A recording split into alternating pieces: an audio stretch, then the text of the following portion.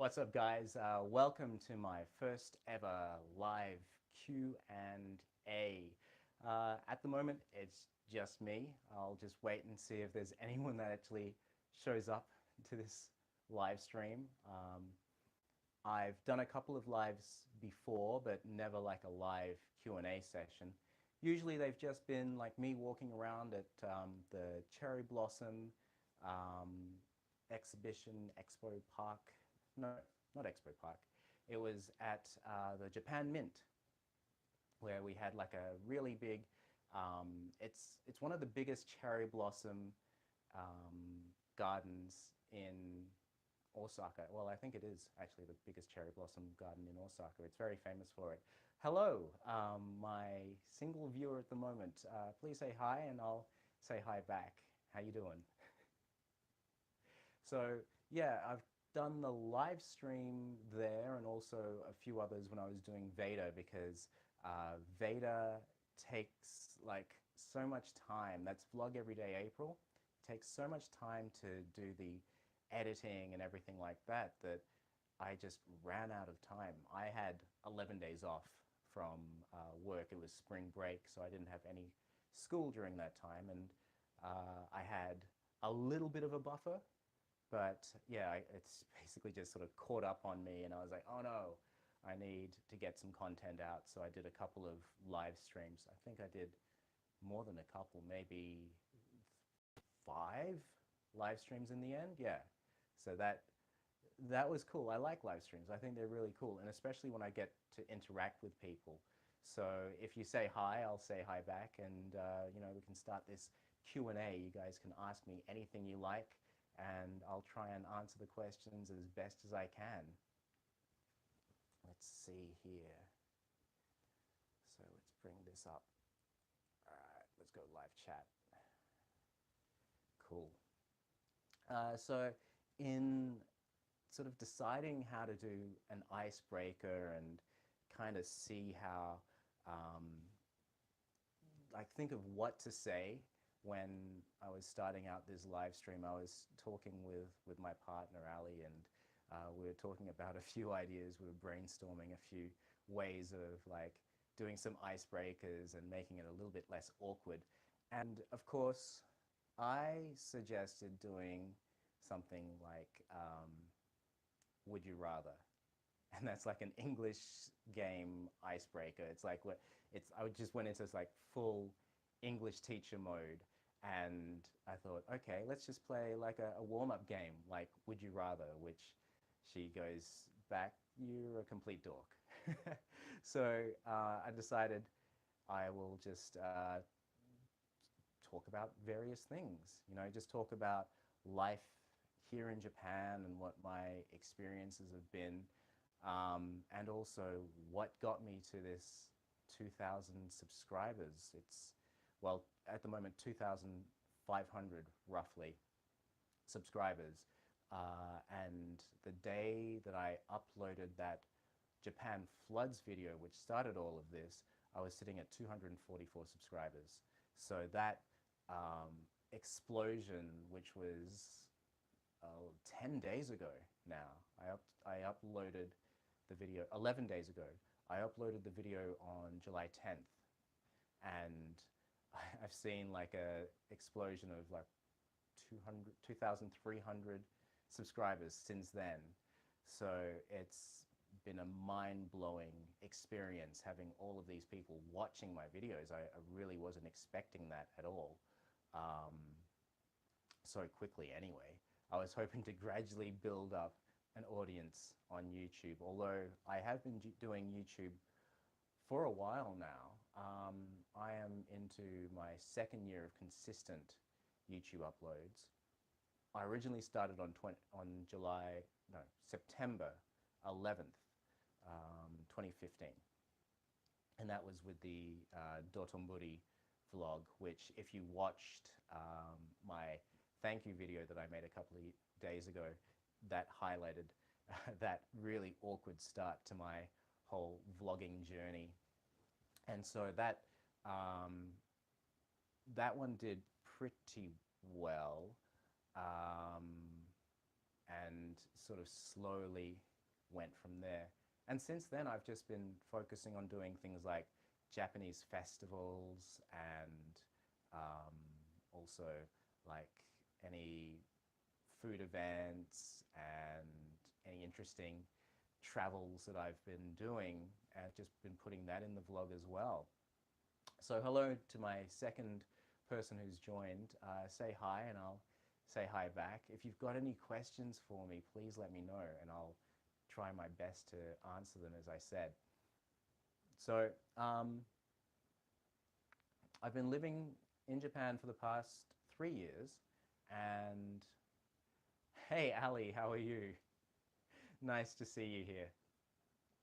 So the past 3 years I've been here in Japan, and I've always been in the Kansai area. So Kansai encompasses, in my opinion, some of the best cities in Japan. You've got Osaka, where I currently live. You've got Kyoto, which I love. I lived in Kyoto for nearly 2 years, and that was amazing. I love that city so much. It's my favorite by far in Japan. There's just so much to see and do. If you visit Japan, you've got to spend your time, take your time in Kyoto. What has been my favorite vlog travel experience so far? Okay, so my favorite vlog was my favorite vlog cinematically, and I try and do my videos a little bit more sort of cinematic and try and add a little bit more production value to them. And I'm nowhere near the level of like the Peter McKinnons of the world, who I get a lot of inspiration from. He's one of my favorite vloggers, one of my favorite YouTubers. He's incredible. And so I would say my favorite cinematic style vlogs would be my Heian Jingu Shrine video that I made a few months ago when the cherry blossoms were blooming. And then the other one cinematically that I enjoyed was the Biwako Valley, and that was just such a great place to visit as well. Now, travel experience would have to be the Awa Odori in Shikoku, Tokushima in Shikoku. So that's one of Japan's 4 main islands, and it's a couple hours from Osaka. We took a road trip down there a couple of years ago, and the drive there is stunning. It's so beautiful, and the experience of seeing the dance festival, the Tokushima Awa Odori, is incredible. It's one of the biggest dance festivals in Japan, and the energy and just the excitement and the atmosphere of the entire festival was so infectious and just an amazing experience. I highly recommend it if you get the chance to do it. Hello, my third viewer. Say hi and I'll say hi back. So with that experience, the Awa Odori, that's actually in August, and we're thinking about doing another road trip down that way as well next month. So that's over the Obon holiday period. And so in Japan, they have 3 days off in the middle of August. And during that time period, people say they go back to their hometowns. What thing that, okay, I've got a couple of questions coming up. All right. So what thing that you weren't quick enough to get on camera do you think you regret not being able to video the most? I'd have to think about that one. I've got to bring up some of these messages again. I have to think about that one because that, yeah, it's just like little moments. I can't think of anything that has been, oh, okay, actually I can. My very first vlog, that one that I was talking about, I was filming in Dotonbori and I was walking home, and this was only a few weeks into my stay in Japan, so you know I'm fresh off the boat, and I haven't really been exposed to that many things. There was a man riding a bicycle with an owl on the handlebars. His pet owl was on the handlebars, and I didn't have my camera ready to catch that. So I'd say that that's one of the moments that I've regretted not being able to catch on camera. It was such a crazy sight, but that's like such a welcome to Japan kind of moment as well. I just saw a message as well from, so I'll just check the pronunciation of your name, Lewis or Louis. I did see that you said that you're going to drop by, so thank you for dropping by. I can't remember if it was I think it was on one of in the, it was in the comments on YouTube. So let me just bring up the question again. Thank you. Yeah, so thanks very much for saying that I've put you can see the cinematic elements in my videos, and thank you. I do really try and spend time to produce those, and that's something I try and pride myself on, because like I said, I really do love the style of Peter McKinnon, and you know there's some other amazing YouTubers out there as well. I don't know if you watch them or not. I am nowhere near that sort of level, but I take a lot of inspiration from them. People like Peter McKinnon and others like Sam Calder, Matt Como. These guys do some amazing work, and their edits are ridiculous. I can imagine they would take days and days and days to produce. They've got so many layers to their edits. But doing a weekly vlog, it's difficult to try and produce that kind of level, and also my skills aren't quite at that level yet either. So thank you very much for saying that you like that sort of style that I do. Let's bring up, so I keep tapping the screen because the questions come up, but then they go away very quickly.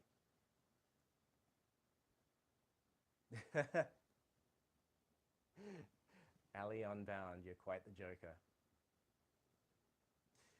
Yes. So yeah, Osaka. It's hi. She said, "Hi, I'm Osaka. Have you met me? I'm bat-s crazy." Osaka is a crazy place. You know, it's got one of those reputations as being the friendliest city. It's like when you compare it to Tokyo, people say that Osakans are so much friendlier and they love to have a laugh. You know, the people in Tokyo are quite a bit more uptight and harder to get to know. But the Osakans are just a fun, jovial bunch. So, you know, I think that if you visit Osaka, you're going to have a really good time here. And you go to, I personally don't visit bars because I don't drink alcohol. But like if you go out to bars and things like that, as a foreigner, you will find that Japanese people in the bars will approach you and try and have a conversation with you because they want to practice their English, and also because they're just friendly in Osaka. Okay, another question just came up. Okay, so it's a Spanish name. Say it however it suits you. That's from, I'm going to say Lewis, but I really want to, I'd love to know if it's Lewis or if it's Louis. Yeah, so definitely check out those vloggers. Do you watch Peter McKinnon at all? Louis? I can't remember if I said I was going to say Lewis or Louis now. Yeah, Peter McKinnon is great. He really is an incredible vlogger, and his growth has been just phenomenal. Put some Vaseline on my lips. Thank you very much, Kat. All right, it's very hot here in Japan, and yeah, it's definitely something that takes its toll on the skin. It's humid, but it's also like you just dehydrate so quickly. So Ali has asked, do I know some Osaka Ben? So Osaka Ben, if for those people that don't know, Osaka and Tokyo, they all have different dialects. There's standard Japanese, but then like Osaka has a different type of speech than like Tokyo does. And hello, Shah Jahan MK. I'm so sorry, I'm not sure if I'm pronouncing your name correctly. Shah Jahan MK. Hi, thank you for joining. So yes, Osaka, Ben, there's usually when, there's a mosquito in here. Usually when people say, for example, wakarimasen, I don't know or I don't understand, that's standard Japanese, okay? And then that's the sort of Japanese that you learn when you're going to school. More casual form is wakaranai. And then whenever Osakans speak with when they do a negation, so the nai part becomes a negation of the word. So wakarimasu, wakaranai. So wakarimasu, I understand. Wakaranai, I don't understand. Osakans put hen on the end in replacing it with nai. So wakara hen. I can't see. Mie nai, mie hen. And also nandeane. Nandeane is a classic Osaka phrase. It's like means what the hell, nandeane. You can just go, if you go visit Japan, if you go to Osaka and you speak to people in the bars like I mentioned, and if you tell them what did I say? Nandeane. If you say that to them, they'll just lose their minds. So yeah, it's crazy. So the voice is not up to the level. Okay, I'm sorry about that, Shah Jahan. I've got the mic all plugged in and everything like that. But yeah, I'm sorry about that. Maybe if you turn up the volume, I don't know what else I can do about it. Now, oh, Nick. Hey, Nick, how are you? Yeah, thank you for joining the live chat. Yes, I am from Perth. Lived in Perth since I was 8 years old and decided that one day I wanted to live in Japan after studying Japanese in high school, and I really wanted to live here. Studied it, put that on the back burner, and eventually the opportunity arose and I was like, I'm moving to Japan. I basically dropped everything. Well, not dropped everything, but decided to come here. I took a TESOL course, which is the certificate that you can get. It's an advanced diploma. Sorry, not a certificate, but an advanced diploma. And you're able to use that as a teaching English to speakers of other languages qualification. Ali, yes, Nick's here. The party has started. Okay, Luis. Okay, there we go. So I am going to pronounce it as Luis. Okay. Fantastic. So Luis, you're asking, are there other cultures apart from Japan that you really like? Well, you know, my family are from Myanmar. I was born in Burma. So the Burmese culture is something that's a part of me and something that is something that's really quite, it gets influences from other cultures as well. And so you'll see things like Burmese dancing and the Burmese style of music, which you might feel like the dancing is very similar to Thai. So like if you see the Thai style of dancing where the girls do this and the Burmese do that as well with their hands and the wrist movements. And also things like Chinlone, which is a style, it's a game. It's kind of like, it's almost like hacky sack volleyball kind of thing, and it's played with a cane ball. And the goal of it is just to keep the ball up in the air without dropping it. You can play a couple of ways. You can play like volleyball style where it's got to pass over a net, and you can't use your hands to touch the ball. You've got to use other parts of your body. You've got to kick it, head it, all that. Or you can play hacky sack style, where you try and keep the ball in the air as long as possible. So Shah Jahan MK, really like the way presentation and my presentation and language. Thank you very much. So say Shaji. Okay, Shaji. Tell me something crazy about Japan as Jerry Seinfeld. Okay, so Ali knows my Jerry Seinfeld impression is terrible. God, I gotta think of a crazy thing about Japan. Okay, what's the deal about fax machines? You know, Japan, it's supposed to be technology and everything, but they got fax machines here. They use it all the time. I can't believe it. So fax machines are a big thing here. Japan is one of those funny countries where you think you have this impression about Japan before you come here. And let's see. Oh my goodness. Yeah, I'm just scrolling through to see. Nailed it. Thanks. Thanks, Nick. All right, let's go back to the comments. Yeah, Japan is very backwards. So that's something that you'll find when you come here. They use flip phones. They're still a big thing. And they use fax machines. My old company that I previously worked for used fax machines all the time as their primary form of communication. So Nick, yes, the internet in Japan is terrible. Our internet in in Japan. The internet in Australia is terrible. The internet in Japan is amazing. It's so good.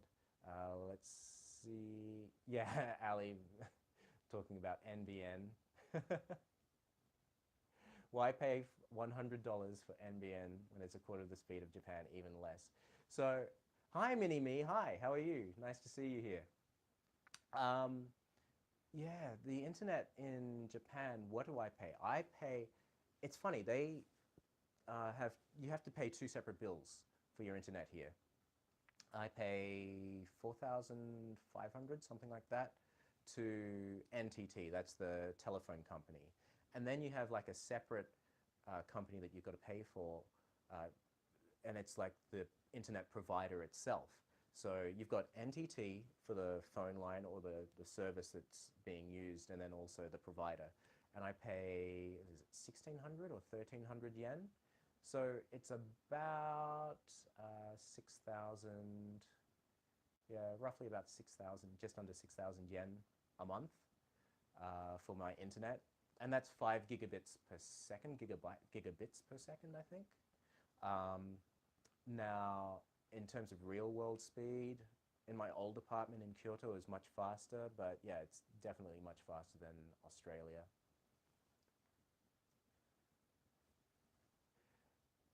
Yeah. Nick, you're thinking about being a Twitch streamer. Sorry, I'm catching up on all of these crazy little comments coming through. Ali Unbound, you're crying. Thanks. Can I do any other impersonations? You know what? I don't do very many in the vlog, and I should do them more. You know, and it's something that I've thought of. I don't know how to incorporate them. I can do comic book guy from The Simpsons. So like comic book guy, the nerdy beard guy, he's like, you wish to purchase a copy of Bone Storm for 99 cents. Net profit to me, negative $99. Oh, please take my $99. I don't want it. It's yours. That's my comic book guy. And again, how do I incorporate that into a vlog? It's weird. And I'll pepper in some more impressions throughout this live stream. Thank you, Shaji. Thank you for saying that you felt that way about my vlogs. Yeah, I do spend quite a bit of time making them, and editing takes forever. Japan internet is better than Sydney. Yes, it is. What's the best Japan sim for foreigners for speed and, if possible, unlimited data? Okay, so that's a good question, Nick. When I first got to Japan, I didn't have a SIM card. And so what I did was I used, what was it, Japan Travel. And there's a few of them that you can get from Yodobashi Camera or Bic Camera. Any of the big electronic stores have prepaid SIMs. Oh, okay, so also someone has said that the audio is a bit too low. Sorry, I'm going to try something else. Just excuse me while I do this. So everyone, I'm just going to get a show of hands, if it were. How is the audio volume on everyone else's end? Because I do have a backup. I've got my lav mic plugged in, but I'm worried that if I switch over to the other mic solution here. So Ali is good. If I switch over to the other mic, it may not work as well, but yeah, and it may just interrupt the flow as well. Okay, so other people can hear okay, that's great. I'm sorry that I can't read all the kanji in your name, but it says Michaengu.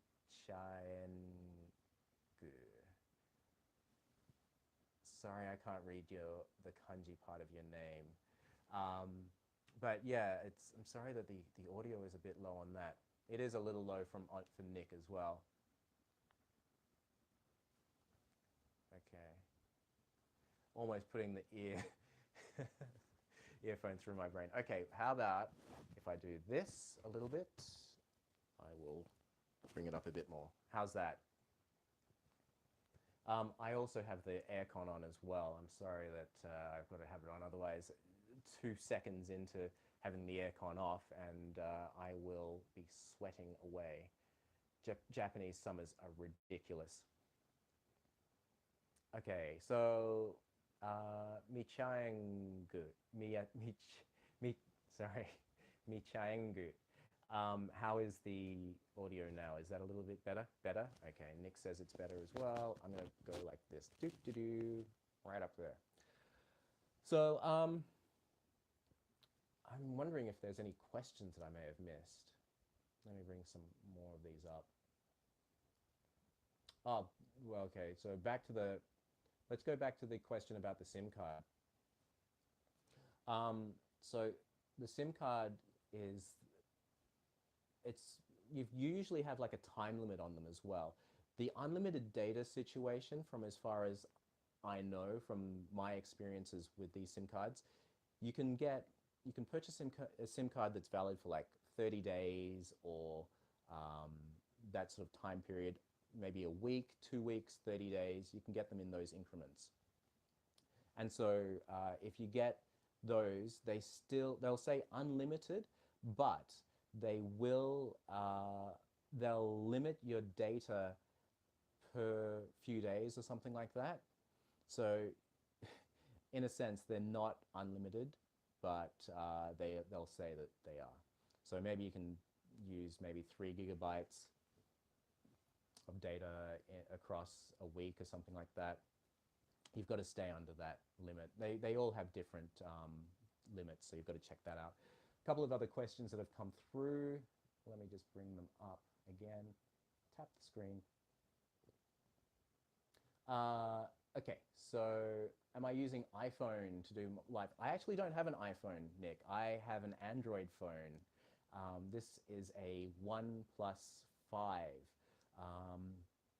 Japan loves iPhones, by the way. Like 90% of people with smartphones in Japan have an iPhone. It's really crazy. I've never seen any country in the world with such an iPhone penetration as Japan. Okay, so Shaji, how do you generally assess the life in Japan? My top priority to visit another country in the near future is Japan. The quality of life in Japan generally is very good. That's one of the reasons why I'm here. A lot of people have this impression that Japan is expensive, but it's not. It's not so expensive. Living expenses here are not so high. It's like my apartment is about 45,000 yen a month. And so to put that in perspective, that's just over 400 US dollars, about 415, something like that, US dollars a month, around 500 Australian dollars a month. That's the sort of price that you would pay for an apartment, a two-bedroom apartment like mine. That's the price that you would pay in Australia per week, if not more. I was living, when I was living in Sydney, I also lived in Sydney for 6 years, by the way. I was living in a suburb called Hurstville, and that's half an hour from the city, and that was a three-bedroom, very nice apartment, mind you. But that was 600, close to $700 a week rent. So rent, food in Japan is cheaper as well.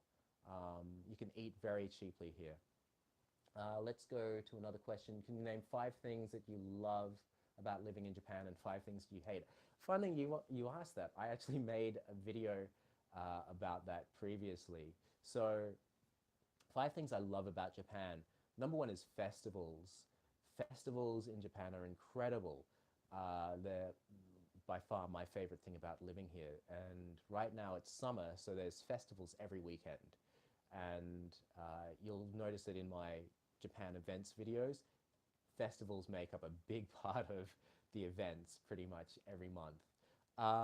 Next is the beauty of Japan. Just, it's such a beautiful country. The countryside and the nature is just, it's unparalleled, well, not completely unparalleled. I can imagine places like Iceland and Norway, they're incredible as well. Like they would be, you know, next level. But Japan's beauty and the countryside is stunning. Karaoke, I love karaoke. I like when I got here, you know, I just would like go to karaoke so often. And it's cheaper. It's cheaper than Australia. The food, something else that I love about Japan, and it's cheap. And the 5th thing I love, gosh, I think I said some other things in my 10 things I love about Japan video, but I'm going to say the trains. Maybe the trains was in my 10 things, I don't know. But the trains are incredible. They're clean, they're always on time, and they're really efficient. Things I hate about Japan, summer. Right now, Japanese summer is just like crazy. It's this heat wave. We're in the middle of a heat wave at the moment. Last time I looked at the headlines, it was about 30 people had died from heat stroke from this heat wave that we've been having for the past week and a half. So we had the earthquake followed by the floods, as you know, and now we're having a heat wave. And then a lot of the people that are in those evacuation centers from the floods, the evacuation centers are just high school gyms, and they don't have any aircon either. They've just got these old style fans. So that's no good. So yeah, summers, squat toilets I really don't like. They're not fun. How backwards Japan is in many ways. Smoking is still a big problem in like restaurants. Like in Australia, they're all smoke free, but in Japan, I don't smoke and I don't like cigarette smoke. So restaurants, sometimes they have smoking sections and it still, you know, like floats into where you're sitting. They are changing that though. A few restaurants, because of the 2020 Olympics in Tokyo, they're becoming more smoke-free. And in fact, we went to Caesarea just yesterday, which previously was a smoking restaurant, and now that's gone smoke-free. So that's great. They're kind of trialing it. A few restaurants, a few outlets of Caesarea are trialing this smoke-free initiative. What was that? Is that 3? 2 other things I don't like about Japan is, like I mentioned in that video about the floods and the work-life imbalance, and that culture that's not only dangerous for people that like us, have to go into work during times of natural disaster, but also becoming the more extreme case where it becomes karoshi and people uh, suffer so much depression from their overwork that they take their own life.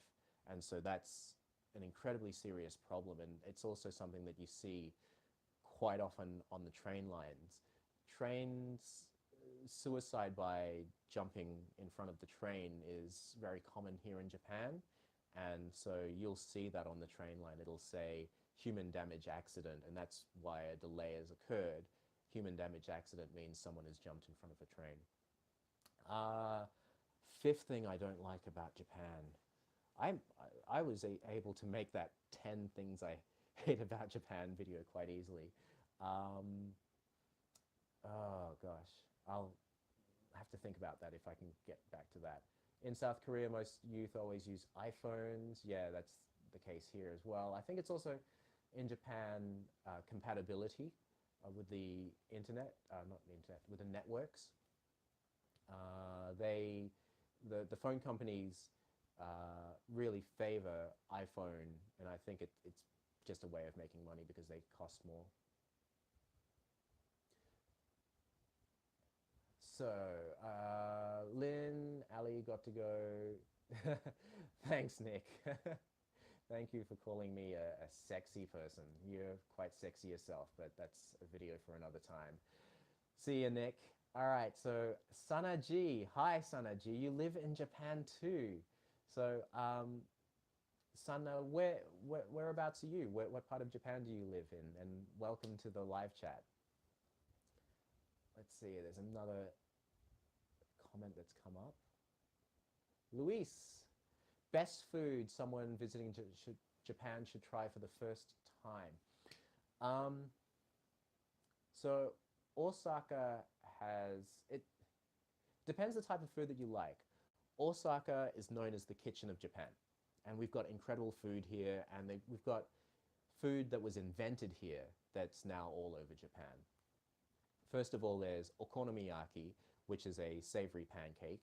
And that's made with a mixture of yams. The batter is yams and flour and then cabbage. So that's a Osaka invention. The other one is takoyaki.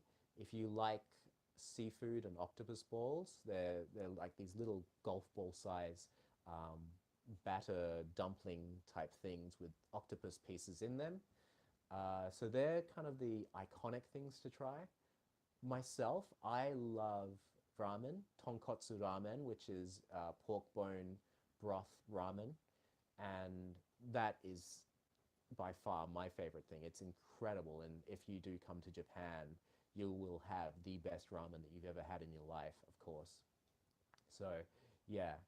The other great thing about Japan is chain stores. One other thing that I love about Japan, chain restaurants in Japan are so good. Like the ramen restaurant chain Ichiran Ramen, they make absolutely beautiful tonkotsu ramen, and you can customize your order to all these different little things. You can have like your richness of the broth. You can have like the spiciness level, oiliness level. You can control all these things in your order. Oh, okay. So Sana, you are from Aichi. Great. How's the weather over there? Is it as hot as Osaka? Like this this summer is really crazy. So where you are, Shaji, it's 4:37 p.m. in KSA. So what is KSA? Sorry, I'm not familiar with that abbreviation. The time here in Japan would be 10:39 now, I think. All right, so let me bring up another one. It's very hot, yeah. Yes, so controlling the order sounds great. You really like spicy food. Japan doesn't really do spice. It doesn't really do spicy food that well. Uh, Most of the things that you order here, if you want something hot, in Japan, spicy level hot. Um, it's probably not going to be that spicy if you like spicy food. Just, you know, something to keep in mind. Let's. I forgot yakitori. Yeah, yakitori is fantastic. The if I can't remember who asked the question about the. I think was it you, Shaji, who asked the question about foods to try. So yakitori is chicken on skewers and it's grilled, and you can go to restaurants that just serve yakitori, or you can go to like festivals, like I mentioned before. Japanese festival food is fantastic. So you get these fresh skewers of chicken yakitori, and they're fantastic. They really are delicious. Um, so yeah, I recommend if you can, if you have the opportunity to visit a festival while you're in Japan, that's like the quintessential Japanese experience. So yeah, definitely check that out. Um, Sana, so in Aichi, I saw that I think they've still, the sumo tournament is just finishing up now, or it's just starting. I can't remember. But have you had a chance to visit the sumo tournament yet? And there's another. Speaking of festivals food, uh, you went to that. Fantastic. You went to the sumo. That's awesome. Uh, Daigakuimo. Daiga, Daigakuimo. I don't know Daigakuimo. I'm not familiar with Daigakuimo. What kind of food is that? You went today to the sumo. That's fantastic. Yeah, I have been meaning to go again to when it goes in Osaka. Deep fried sweet potato. Oh, okay. I think I've seen them. Like they look like potato. Oh, they're in a Swedish sauce. I think I know the one. And do they have black sesame? Sometimes they have black sesame sprinkled on top, I think. Yeah. Yeah, I think I'm familiar with that. So, what what about you? What sort of festival would you recommend, or major event for Nagoya? People that are looking to visit Nagoya. Oh, sorry, you said you're in Aichi. I didn't check whether you live in Nagoya or not. But yeah, if you do, then maybe you can recommend some things to visit in Nagoya. I've said Nagoya a lot in that span of time. Uh, we went last year, last Obon. We based ourselves in Nagoya, and we really like it. It's like I think a lot of people bypass it because it's not Tokyo, it's not Osaka, and you've got so many really cool things to see around there as well. Like if you use it as a base, you can go and visit many different places. We went to the My Neighbor Totoro house. If you like Studio Ghibli, we went to the My Neighbor Totoro house, and that was really cool. And that's just outside of Nagoya City, and you just take the monorail there, the Linimo. That was a cool experience. We went to Yoro Park, the site of Reversible Destiny. That's in Gifu Prefecture, but we just based ourselves out of Nagoya. And like, yeah, Nonhoi Park. If you have a look on my vlog playlist, there's an Obon series, and you'll see all the different places that we went to out of Nagoya. Oh, I just noticed my cord is hanging out now. It's not such a great look. So let's just see if there's any other questions that have popped up. Oh, they're building the Totoro Ghibli theme park close to the Totoro house. That's fantastic. That sounds so good. In 2020, will they complete it by 2020? Are they expecting it to coincide with people visiting Tokyo for the Olympics? If like that would be perfect timing if it's for that, or if they're starting to build, they may miss all the Olympics visitors. Speaking of theme parks, have you had a chance to visit Legoland yet? How is that? So Luis, do I enjoy Japanese folklore? You know, Luis, I don't actually know that many Japanese folk tales. Um, like as an English teacher, we become familiar because I teach kids. I know a couple of stories like Momotaro, which is the story of the Peach Boy, and that's probably the most famous um, Japanese folk tale. And the story goes, it's based in Okayama. So Okayama was actually one of the areas that was affected by the floods, unfortunately. But uh, it's the story of this boy who was born from a peach, and he's found by an elderly couple.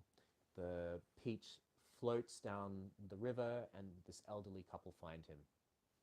He's born, and he has great strength and determination as a natural characteristic, and so the town is actually um,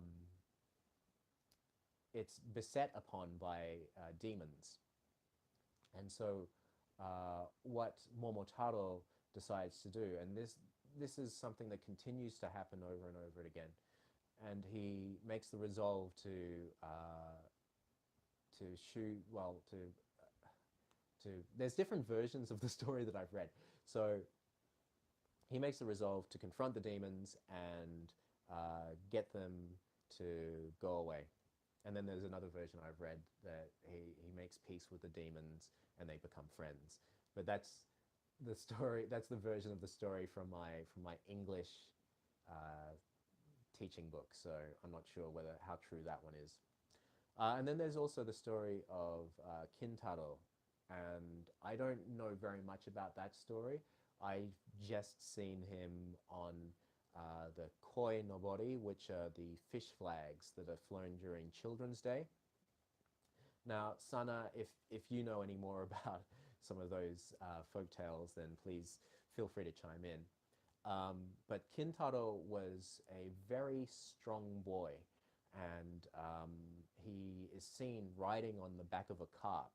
So the fish flags that they fly during Children's Day on May 5th, Kintaro you'll see on the back of one of those carps. But I don't know anything more about his story apart from that he rode a carp and he was a very strong boy. So yeah. Luis, do you have an interest in Japanese folklore or stories? Sanna-ji. So Sanna said that, yeah, during World War II, the tale of Momotaro was adapted to serve as a metaphor for the Japanese government. Momotaro fighting off the evil demons of the US. Okay. Yeah, so like it's it's a funny story, that Momotaro, you know, it's like how you can adapt it to all of these different things, and in that instance used from, you know, in the World War II metaphor. So yeah. So guys, we're coming up to the 50-minute mark. It's 48 minutes at the moment. So you like, Luis, you like folk tales from all over the world and their myths. Luis, what part of the world are you from?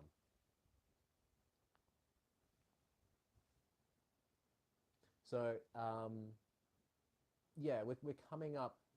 Oh, you're from Mexico. That's fantastic. How's the weather there?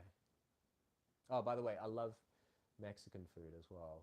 Japan doesn't do very good Mexican food, but yeah, it's one of my favorite foods. So I love Italian, Mexican, and Japanese food, and actually, I just love food in general. But my favorites are Italian and Mexican, and yeah, I guess Japanese I have to say Japanese. I live here, but yeah, it's very very hot. Is it humid as well? Like, does it get humid? Because Japan gets like over 80% humidity. It's really quite ridiculous.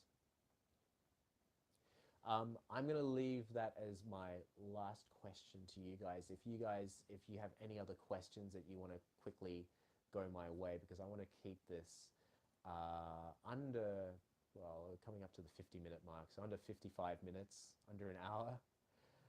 That would be cool because, yeah, I think that people watching this back, I'm not sure whether they'd like to watch an entire hour of Q&A with me.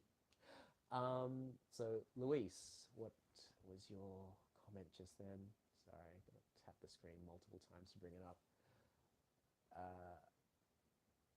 Most Mexicans say they couldn't leave Mexico just because they'd miss the food. Yeah, I can imagine. Like, Mexican food is amazing. Like, if I could eat Mexican every day, I'd be quite happy.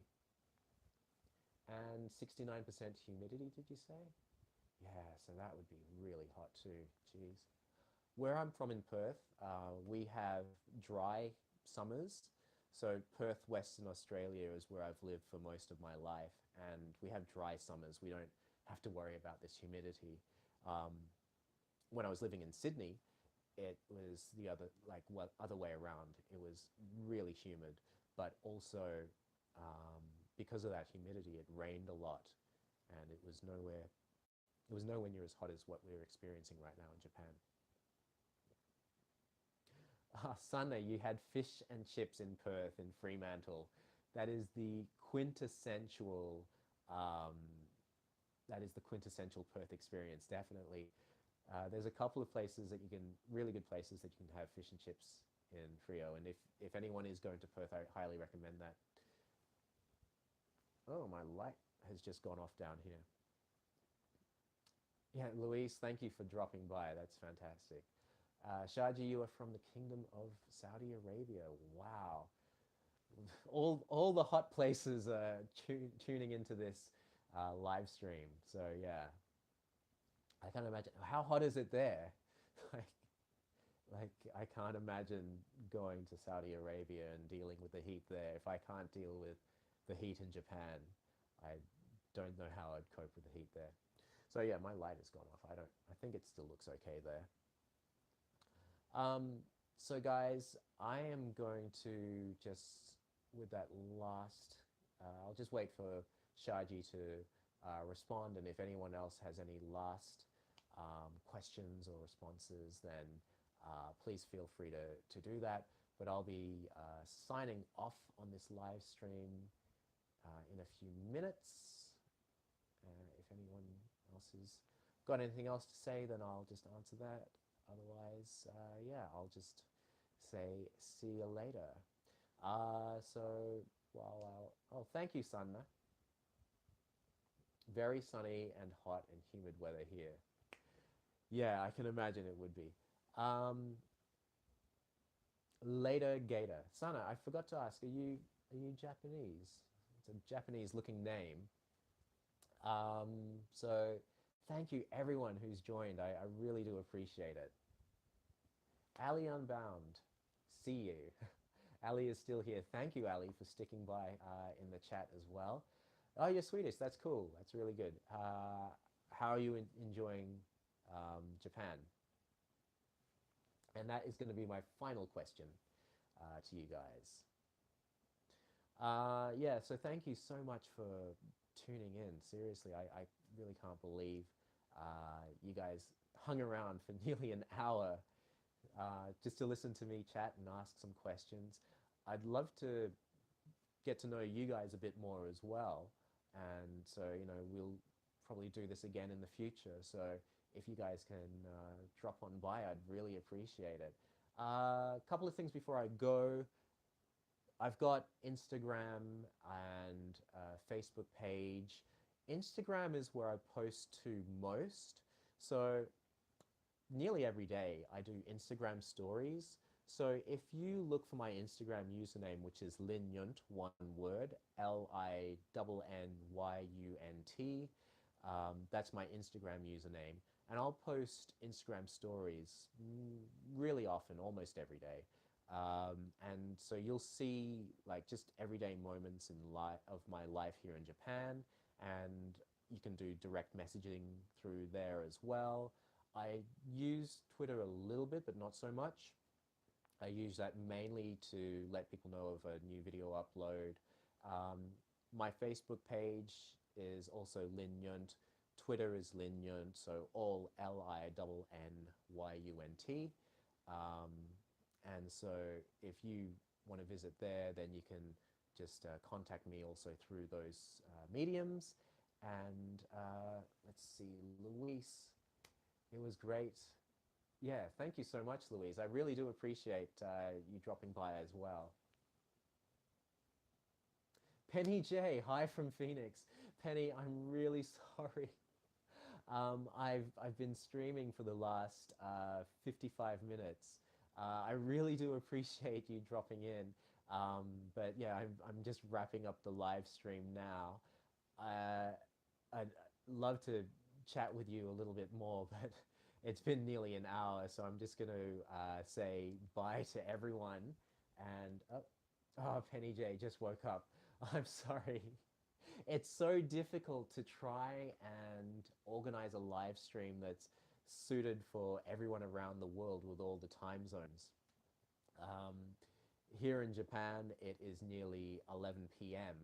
And then, I wanted to be able to reach people in Europe as well during the daytime. If I did it first thing in the morning, it would be the middle of the night for them, but better for people in the US. So, Penny, feel free to rewatch this live stream. I'd really appreciate that. In the future, I will be doing future lives with Q&As, interaction with you guys. You guys ask me questions. I get to know you as well. And I will be doing some more impressions. I did a couple today, and I guess you'll see a few more in the future. They're not great, but I have a bit of fun with them. So thank you, everyone. Thank you so much for joining me today. And I will catch you in the next live stream and also in the next vlog, which is coming out on Tuesday. So thanks very much and good night.